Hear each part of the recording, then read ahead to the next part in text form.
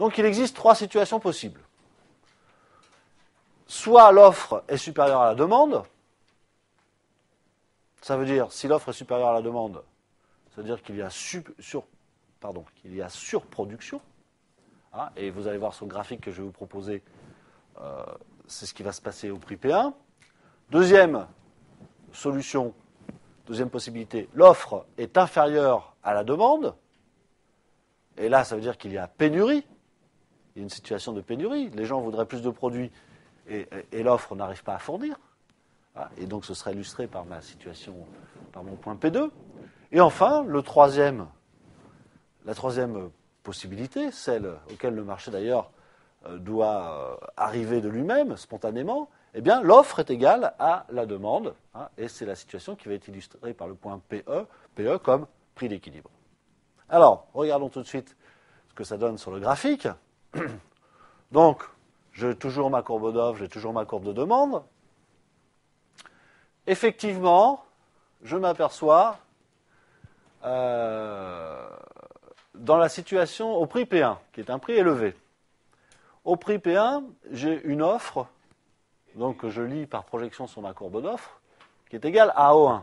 Donc les quantités sont très très importantes. Les quantités offertes sont très importantes, normal. Le producteur est intéressé par le prix. La fonction d'offre est une fonction croissante du prix. Par contre, comme c'est l'inverse pour la demande, eh bien, je m'aperçois qu'au prix P1, la demande, le niveau de la demande est D1, et que la demande est beaucoup plus faible. Donc si je projette O1 et D1 sur l'axe des abscisses, sur l'axe des quantités, ben je vais m'apercevoir que l'intervalle qu'il y a entre les deux, c'est la surproduction. Ce sont les quantités qui ne trouveront pas preneur parce que le prix est trop élevé pour la demande. Deuxième situation, qui est la situation inverse, puisque les courbes se croisent. Regardons le prix P2. Le prix P2 qui est un prix beaucoup plus faible que P1. Eh bien, on s'aperçoit qu'à P2, le prix est tellement faible que les entreprises qui ne réalisent presque pas de profit proposent peu de quantité. Ils proposent O2, une petite quantité donc. Par contre, les demandeurs sont très intéressés par ce niveau de prix, qu'ils jugent très intéressant, et ils demandent une grande quantité de produits qui correspond à D2. Si je projette O2 et D2 sur l'axe des quantités, eh bien, l'intervalle entre O2 et D2 projeté sur l'axe des quantités, eh bien, me donne la quantité de biens qu'il va manquer au marché, c'est-à-dire l'importance de la pénurie.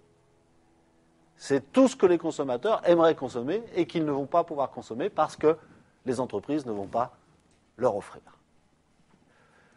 Donc ça, c'est une situation où c'est la demande qui est supérieure à l'offre. La première situation est une situation où l'offre était supérieure à la demande. Évidemment, la situation la plus intéressante, celle qui va faire le plus d'agents économiques heureux, c'est-à-dire d'agents économiques ayant atteint leur objectif, les uns de profit, les autres de satisfaction du besoin, eh bien, c'est au prix d'équilibre E, à PE, c'est-à-dire au croisement de la courbe d'offre et de demande, et ce prix d'équilibre, à ce prix d'équilibre, correspond une quantité d'équilibre, une quantité échangée, une quantité offerte qui est égale à une quantité demandée, QE, et donc, eh bien, c'est dans cette situation où le marché va satisfaire, encore une fois, le plus d'agents économiques. Donc, ce sera l'optimum économique sur le marché.